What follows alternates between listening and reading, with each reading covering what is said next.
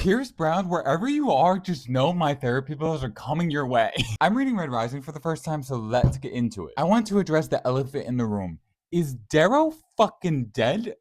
Because I finished part one, and let me tell you, he's dead. He's dead through my eyes. The writing said he's dead. I'm trying to compute how he's gonna survive. My theory is that they either transport him into another body, or they're gonna bring him to the brink of death, and then he's gonna be transported somewhere else. Either way, I think he's waking up without his family. He's gonna be like in a new area or a new realm. I just want to say, I know Darrow needed to be like kickstarted into his journey, but you didn't have to kill off his wife.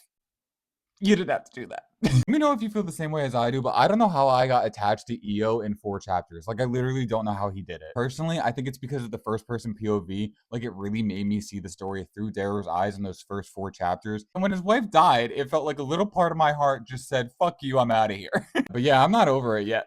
I am really enjoying the prose of the story, the first person POV, the way Darrow is saying everything in kind of like a stream of consciousness sort of way. It was quite literally on like chapter 2, and I was like, oh, this makes sense why this is so popular. I think the cast system is super interesting. You know, he's a red in the beginning. I'm predicting throughout the series that he's kind of becoming like the figure of the rebellion and kind of going through the different cast system to get to the top. This is technically my first science fiction novel or series that I've read. I've read Neuromancer, but that's more cyberpunk. So it took me a minute to adjust to like the terminology of everything they're saying. But I thought it was really well done and really digestible. Like by the second chapter, I was like, okay, I got this. I do really like Darrow as a character, and I think it's interesting how he kind of had this sad undertone for the first 6 chapters. Hopefully this kickstart of his wife dying, like, come on, why? Will like kickstart him into this rebellious nature rather than just being kind of melancholy and complacent about society and the way it is. I don't love his uncle. I think his uncle can kind of fuck off. Uncle Nero, he's kind of giving coward. I'm kind of hoping he dies. I know Darrow's father already died, but if his uncle died, I'd be like, whatever. I don't know why I had this preconceived notion, but I do think it's interesting how it's people from Earth